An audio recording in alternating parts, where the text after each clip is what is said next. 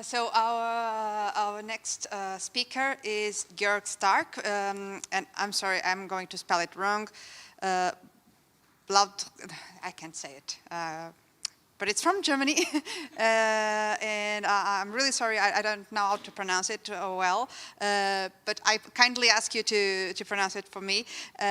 He's going also to give us a quite suggesting paper entitled Designed in India, Excavated in Egypt, and Revived in Northern Europe, Continuity of Human Taste in Printed Textiles. Thank you very much. Thank you very much. Hello, everybody. One moment, please. Yeah. A small introduction to myself. I'm working 35 years as a craftsman, a printer and indigo dyer. I started my workshop in 1985. My workshop, my trade, was honored by the UNESCO, first as a part of a national heritage of Germany, and now as a part of the world cultural heritage.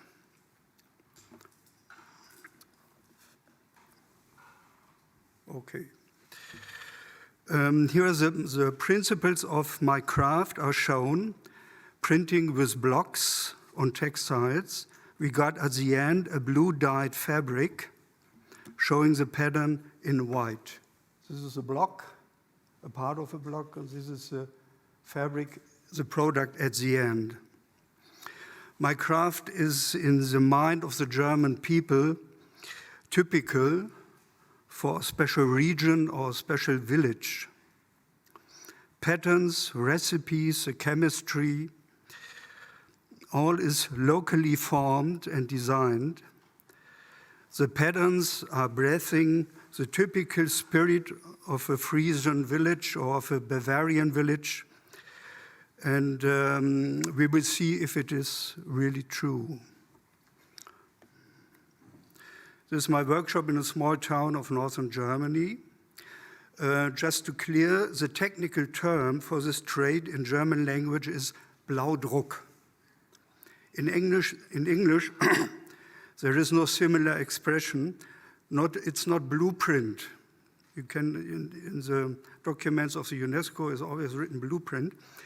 Blueprint means a technical copy system of technical plans in industrial circumstances after the war. The technical term in English means block printing and indigo dyeing. A small introduction in the craft. This is the first step, the printing. The patterns are printed onto the white fabric by means of a so-called printing blocks, or you may say stamps, repeating the pattern. The applied paste forms a coating layer which consists of gum arabe, china clay, fats and oils, and some metallic salts. The printing protects the fabric in the following dyeing process. The oldest recipes known to me date back to the early 18th century. This is a block, one example of a block from Switzerland, the region of Glarus. It was built in the early 18th century. This is a wooden block, and here you can see millions of fine nails. So a very delicate craftsmanship. The second step in work is the dyeing with indigo in the vat. This is the Indigofera tinctoria plant. She gives us all over the world a blue molecule for dyeing. In this lecture, I will not mention or will not speak about the European giving us a blue plant, the vote. It is too much for one lecture, so I'm only speak about indigo.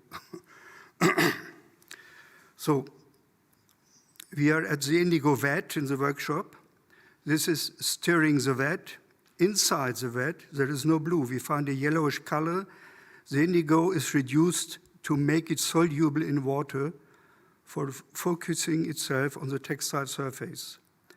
In my workshop, I use an EuroWeb, which means that the reduction of indigo is carried out with the acid of calcium carbonate and iron sulfate, a recipe from the year 760. After the dyeing, the dyed fabric coming out of the yellowish vat is now oxidating, reoxidating back, contracting the air, yellowish green, back to blue again, fixing itself on the fabric and is now again water insoluble. That means washing is possible. 300-400 years ago, it was very important. It's washable. It is not fading. In a third step, the dyed textiles is cleaned in sulfuric acid to wash away the coating layer, the resist, and a white decor appears when the paste had been applied. And a white decor appears where the paste had been applied, while the rest of the fabric remains blue. This is a boiling at 100 degrees Celsius. I brought with me some textiles.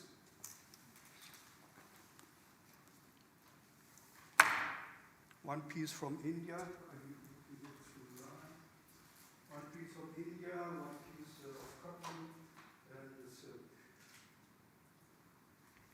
So you can touch a little.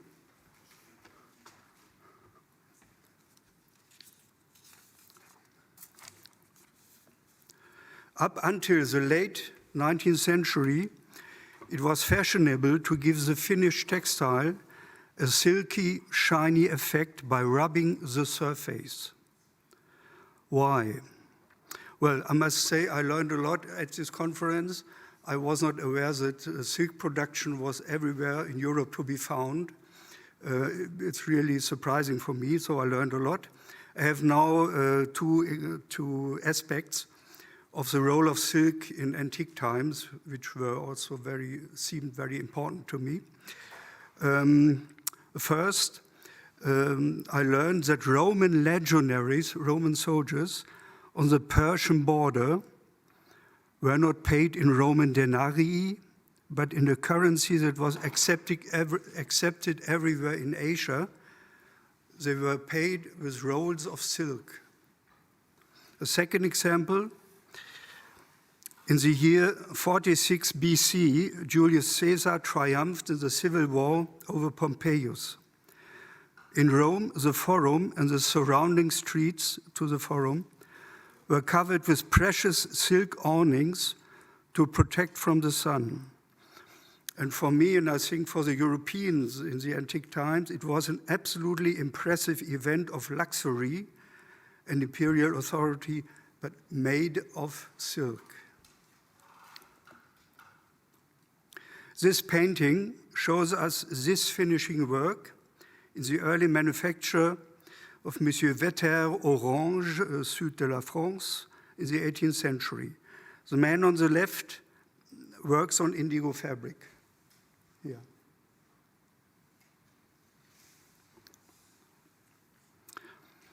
A special stone is gliding with pressure over the surface of the fabrics, and if added some starch to the last rinsing bath, it remains then a shiny surface, remembering precious silks.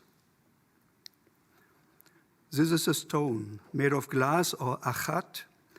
In the German language, it's called a Gniedel stone. This is a lady from an old Austrian workshop. She's demonstrating every workshop has got such stones or an enormous mangle filled with heavy stones for the weight. The fabrics are rolled on cylinders under the mangle, so an endless work with intention to reach the silky effect.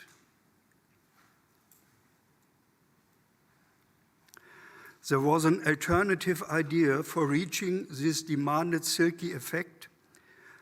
You print a simple pattern of irregular dots and lines. So at the end, if you look from far away to such fabric, it gives you the impression of the irregular sprinkling of reflections on silk surfaces. You may look here, this is totally irregular.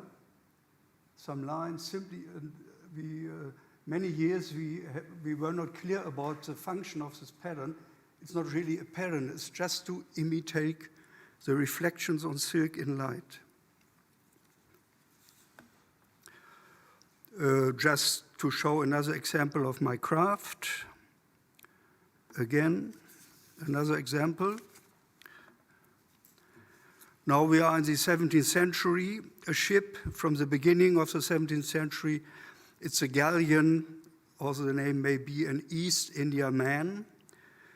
You know that, but I have to tell, these ships were sent to India and the Far East by order of the East India companies of Amsterdam and London to fetch for Europe consumer spices, fabrics, porcelain, lacquerworks from Japan, cotton, ivory, indigo.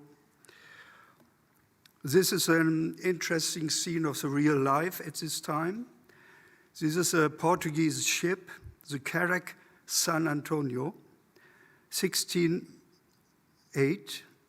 The ship was attacked in the Strait of Malacca, the narrow sea corridor between the Indian Ocean and the Pacific. The aggressor was an English pirate, a nobleman, James Lester.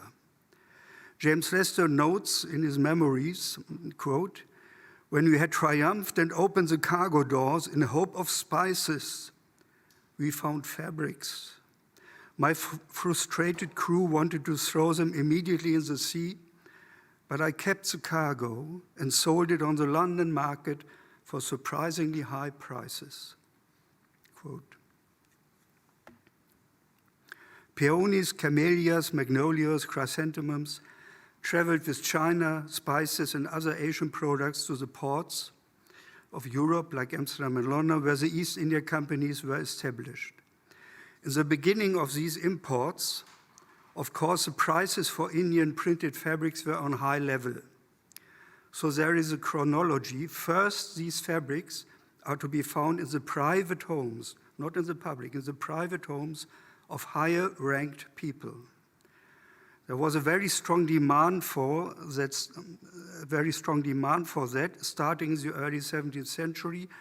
Quote, an unknown author from 1630, quote, "It crept into our houses, our closets and bedchambers, curtains, cushions, chairs, and at last the beds were nothing but calicos or Indian stuff." Quote. And then started the so-called calico craze. The people demanded so much these Asian fabrics, and the companies were able to satisfy the customers so that a flood of cottons, silks, chintzes, and pintados rushed the British markets. Please note the development around 1700, when the journalist and writer of the Robinson Crusoe, Daniel Defoe, had an interview and he described the statement of a noble lady of position at her palace in London. Quote, "Oh, Mr. Defoe, the calicos, these fabrics from India are so wonderful and so admired that I would like to wear a dress made of these fashionable textiles, but I cannot. My kitchen servants are wearing it now. If I would wear it, who could recognize me in the streets as a noble lady?" Quote, let me make a small political statement. So perhaps the fashion for Indian calico textiles supported the beginning of a democratic system in Europe. We are all wearing the same, rich or poor. Well, carnation flowers from the early 18th century. So we have a look on Europe. One of the last blue dyes of Hungary, János Stengel, with his wife from Batassek, south of Hungary. A blick into his workshop. They had 20 indigo vats and 100 clerks. This is the last blue dyer from the Netherlands, the late Koop Vloedgraven, with his wife from Staphorst. A piece of fabric from Great Britain, a fabric from France, Région de la Provence, 18th century Provence, a workshop in Spain,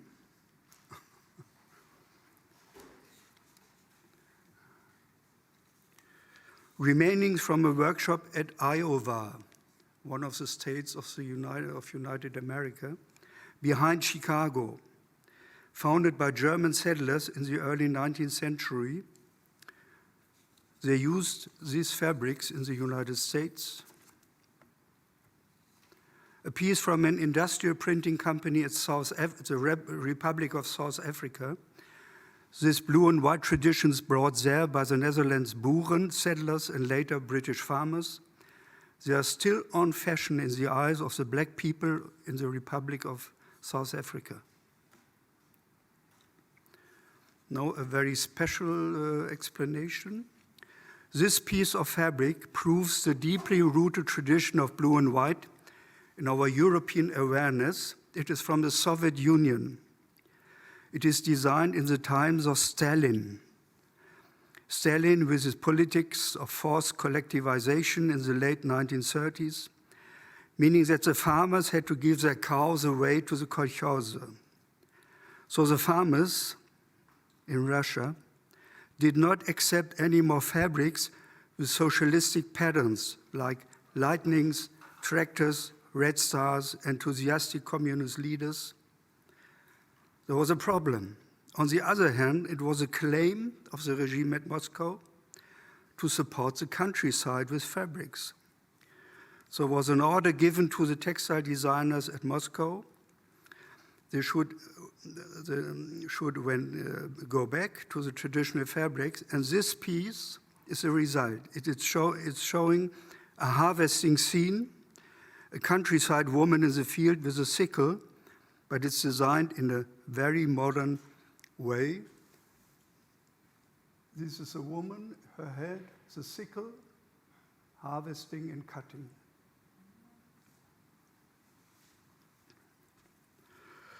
So I hope I have a little film to say. I don't know if it works. Sorry. Yeah, it works. Okay.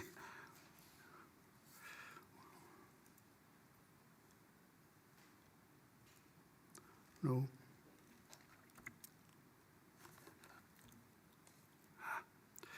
It was made with an Apple computer, and sometimes Windows is not. So, sorry. What I wanted to show you, this is a film of the countryside of Lüneburg Heath, northern Germany. The good old days. We watch an historic film of the trade from 1930, and young ladies in traditional costumes demanding for an order. They brought their own linen to be printed and dyed. And it's so typical North German, but the patterns they are choosing, I'm sorry, it's technical problem. They are, you have a look?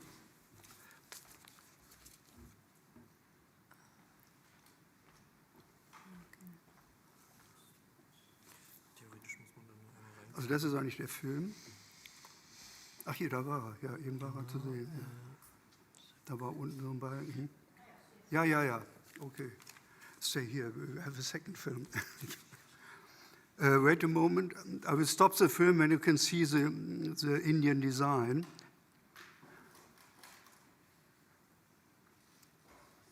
In this very northern German situation. Now, the film is made in 1930. Sorry, too late. Now, the dyeing process, wait some seconds, and the sunlight will open the patterns. You can see pomegranates and tropical leaves now. Yeah. It's a I'm sorry. No, I think it's okay. You had a little look.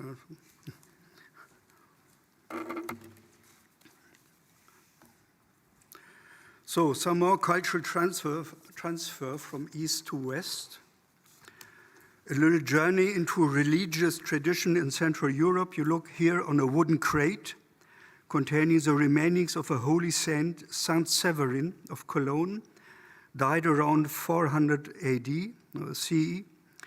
This crate was built around 900 CE to keep the bones of the person. The bones have been wrapped at this time in the most precious fabric of these times, woven by the Sassanides, inhabited in the area which we call today Persia, Iran. As in Europe, we were absolutely unable to weave such delicate textiles. At this time, we appreciated them, and it did not matter that they were made in a pagan Asian society. Many Christian saints were buried and wrapped in Asian fabrics, and the grave of the holy Caesarius at Arles, Provence, contained a dress of a child in our blue and white style. Back to my craft. This is a workshop of the Hungarian dyer János Stengel. I rescued many blocks from him.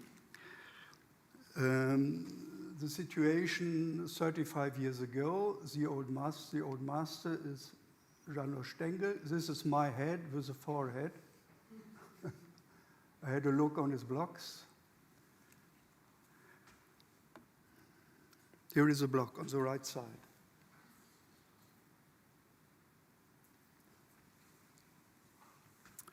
I rescued a block with a motif of stars. Many years I supposed, well, it's a design of Biedermeier time, the 19th century. Well, I was wrong. We are now at the Red Sea in Egypt, south of Hurghada. There are two ports trading with Asian and Indian ports. We have, on one hand, Al-Qusair, this is here, and Berenike, a little here. The India port was Musiris. At Al-Qusair were made excavation from the University of Chicago, and at Berenike, excavation from the University of Southampton. They found waste pits full of Indian fabrics of our trade from around 1100 CE. These fabrics were produced in India for the Egyptian and European markets. Some patterns I could immediately recognize. Such blocks are lying in my workshop with the same design. Have a look here again. This is a star from the Hungarian workshop. I will explain now. This is an original fabric from Al-Qusair. Here's again this piece.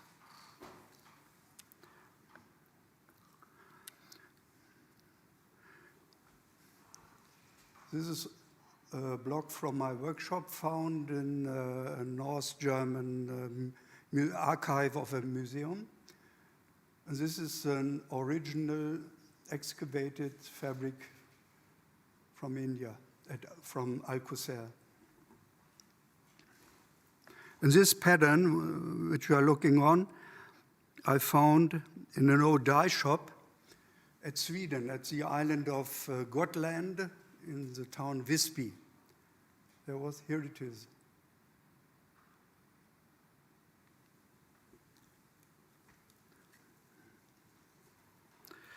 This border with a peacock feather motif was manufactured in the 18th century in the region of Glarus, Switzerland, by the Blume Manufactory. It shows a special kind of ornamental border which looks like the battlements of a castle. I mean, the battlements of the castle here. This line is printed, and here is the block. And I was wondering a little, many years, the design is not bad, but slightly strange, nevertheless. An explanation for that, for this special battlement line here, was given to me by Dr. Ulrich Türk in 2001. He was studying about the battlement kelim from Turkey. The origin of these sawtooth-like contours lie in the special technique of weaving kelims, in the slot technique of so-called tapestry weaving or warp knitting. It's a little difficult to explain. The German word is wirken, and it's not easy to transform it in English. So the explanation goes as follows. If differently colored areas are aligned next to each other, it's a weaving process, slots are created in the warp, for example, between the inner field and the border of the kilim carpet. The slots could be avoided by the interchanging of differently colored filling yarns, thus creating the battlement-like structure to do this. Otherwise, you have slots. Perhaps it's difficult to explain, and I'm not a weaver.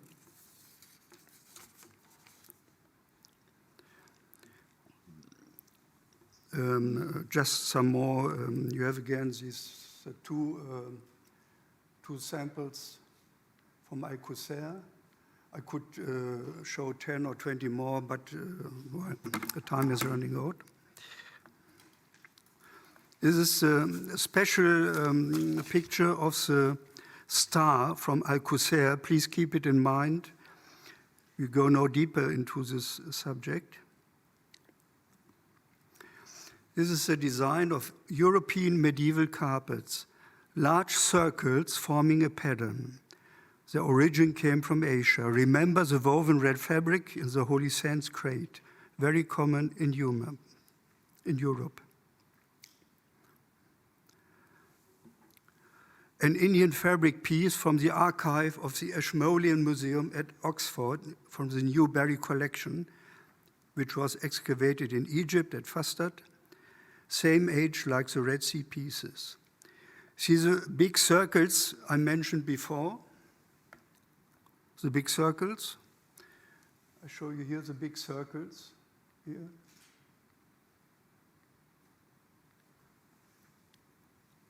Now, an Indian designer laid lines through the centers of the circles with the effect that now the circles lost their importance for the design. Instead of the gussets, spandrels, or godets, which now form the main pattern, stars are born. These are the circles, but these are now the important patterns, a star.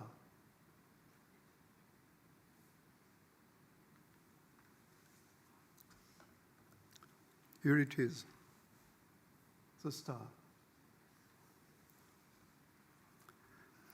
There are remaining quarter circles opening outwards, typical for this invention in this design. Here, opening outwards,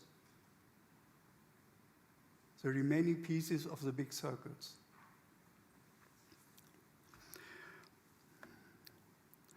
We are now in Japan.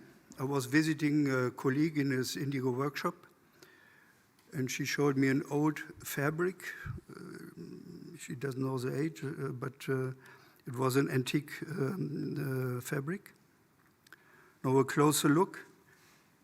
Suddenly in Japan you find, again, the star with the opening here.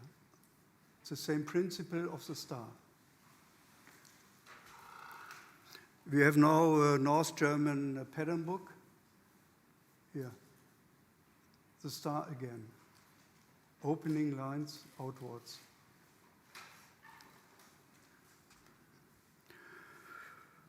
This is an amphora of Exekias, antique Greece, Achill and Ajax playing a board game during an interruption of the Trojan War. the waste dating around 500 BC. We have a look at their clothing, at the garments. Black and white is better to see, and now we find here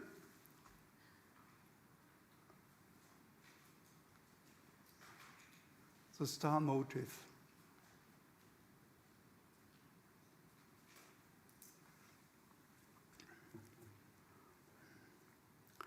Well, that's all I can say. I found this star surprisingly everywhere. I don't know why. Perhaps in the future we can have more answers. And now, thanks to Orit, a fragment found in a desert cave at Israel around the 12th century, made of cotton. It's only a small fragment, but it's printed.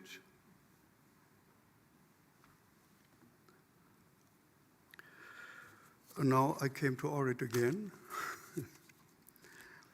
Remember the importance of silk, respectively the imitation for the fashion and the taste. Here we got a fragment from the side of the Coral Sea, Mulham, we just heard about it.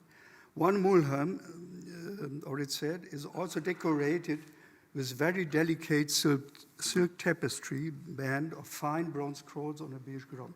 I think you were speaking about this in the middle. For my opinion, it is an imitation of pure silk. It's an imitation of pure silk. If you took 2 layers of silk, simple silk, not embroidered, not printed, whatever, 2 layers of simple woven silk are laid flat about each other. So, and if you move the upper one, some patterns appear, looking organic, like organic plants, but they are not. They are a little remembering organic patterns here, like plants, but these are not plants. They are a little bizarre. Nice to see, but bizarre. And it reminds also, from my opinion, to the grain of wood. If you cut a trunk of a tree and you have some wood, it's a little like that, a little so. And now, such decorative bands were worn by aristocrats in the 18th century in the middle of Europe. They wore it diagonally across the breast to show the luxury of glimmering and shining silk. So perhaps we can discuss it. You said it was not pure silk, the Mulham, it was only a mixture, but it gives the impression, perhaps to someone else, pure silk. It's not pure silk because of this, yeah. So we are now at, sorry. Oh, sorry. Dunum. Dunum is the name of a small village in Friesland, northern Germany. I made a small red point there. This is Dunum. Here's my workshop, and we are now here.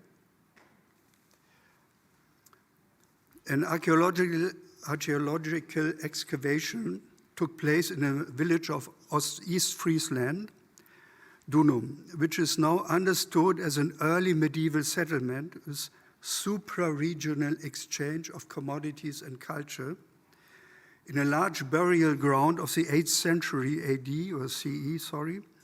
A grave of a higher noble woman contained pearls from the Byzantine region and fragments of woolen yarn showing a blue and a red together, dyed on one fiber. The result of a double dyeing is a reddish blue or a bluish red. It is an imitation of the famous purple dyeing from the East Mediterranean. It means that the people in northern Germany at this time were informed about the social significance of a purple dyed garment, but they could only achieve a cheaper way dye a little with woad, like indigo, dye a little with madder, like red. Not real purple, it was was too precious, but to imitate a little the luxury of the Mediterranean area. Well, we go on, pattern book. Another import design from Asian textile technology. You all know, of course, the weaving technique of kazuri or ikat. Dyed strings were woven together, and the different tension of the warp and weft gives the intention pattern a blurred shape. It looks always a little distorted or warped. Here, there.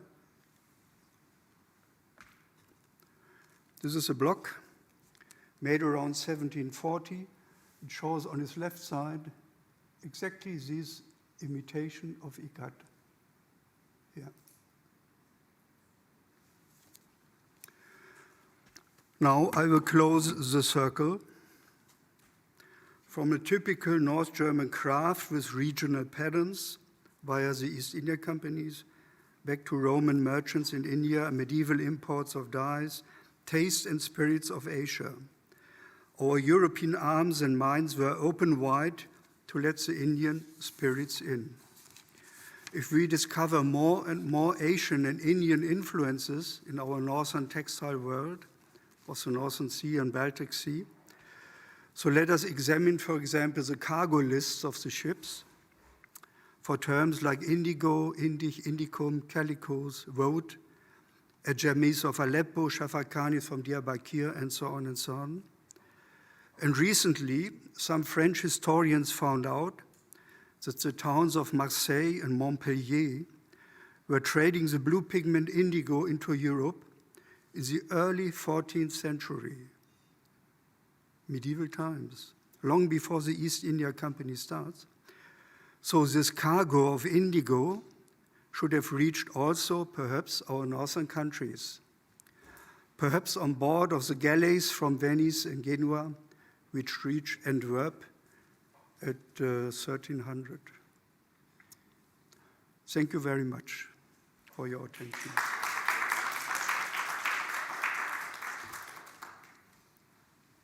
Thank you very much for this wonderful presentation, so inspiring. So, are there any questions or comments for Georg?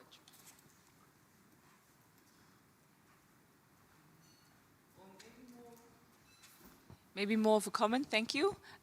Quite interesting to see, like, I'm always wondering how much is it continuity, or are there just like basic patterns that are just popular all over the world, right? But I think it's quite interesting to see, or it would be, it's kind of interesting to see that the printing as a technique is something that spreads, I think, from the 16th and 17th centuries, but the patterns that you showed also from the 18th century Northern Germany are very much like still traditional, like the first cotton prints that come from India, right? Yep. So it seems that there's a huge continuity there. Another thing, maybe unrelated, but it reminded me of being in Portugal and seeing all the blue and white tiles, this kind of like color pattern. It seems to be something that stuck with Europe very together, much, and I don't know quite why.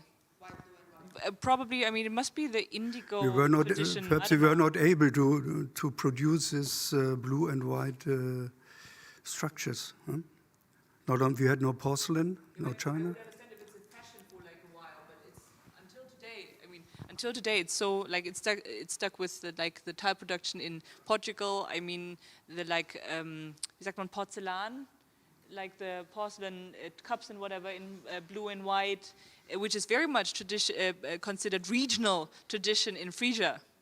Where I'm like, yeah, but no, this is very much like indigo. But I think it ties back to us talking a lot about raw materials and dyes. So even before producing the textile, our culture, our textile culture is very much shaped by raw materials, by where they come from actually. That ties really into the whole, that really shapes our thinking about patterns and tastes. Just like, as I said, more of a thought, I don't know. Yep. Just a comment, as far as I have studied, I mean, the azulejos and so on, I mean, this blue and white began from China, and then there was China to the Persian kingdoms, and then they came back to China, and this is one of the quite interesting issues. Like we should analyze all these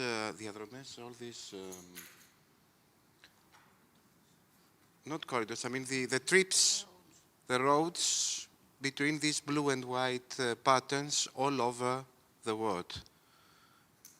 Yes, it would be very interesting. The first step should be going from India along the coast to the Red Sea, and the same like the tiles and the porcelain, the same way.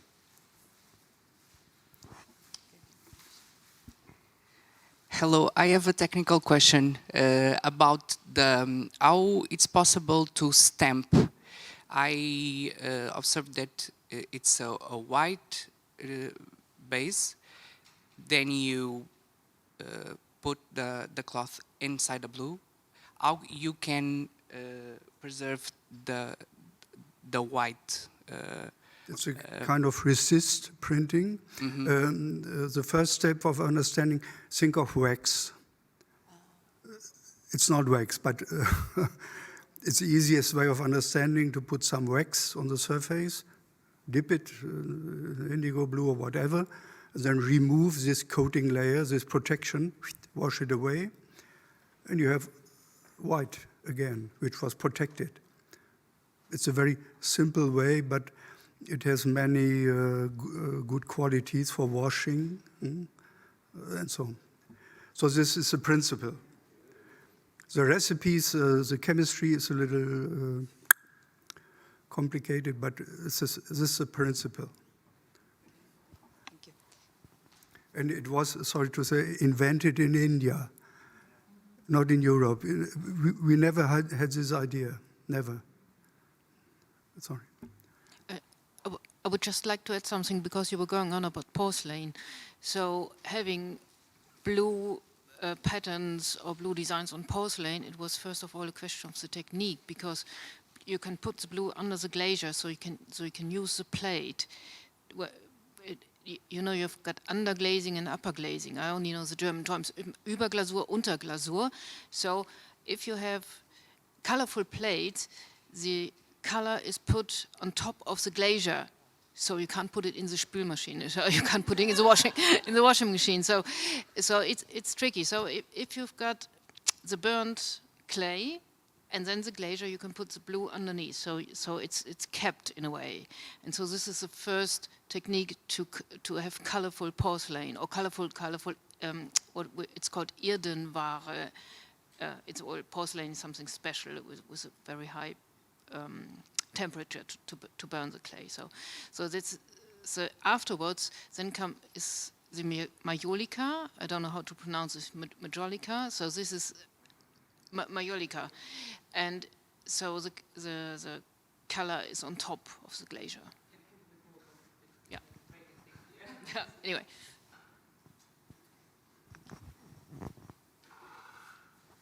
Are there more questions or comments? There. Yes, Megan?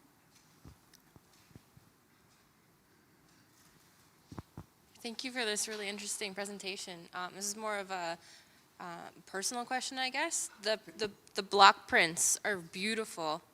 The block prints that you have in your own, because it's your occupation that you did you design your own block prints as well? Or you use, like, you collect? Yeah. All my life I was rescuing the old blocks. And restore them and make them lively again. Yeah. The youngest is from the United Stalin, the Soviet Union time. So it was the youngest. There are some Art Deco, but mainly 17th, it starts at 18th century, 19th century, yeah. And perhaps some older ones which origins lie in India. But I learned that the last 10 years. Before, I didn't know that. Huh? Well, that's wonderful to collect these things, and I hope you have plans for them to go in the future to save these things too. The future is here. I'm not the youngest, so I had to stop and give my workshop to a young lady.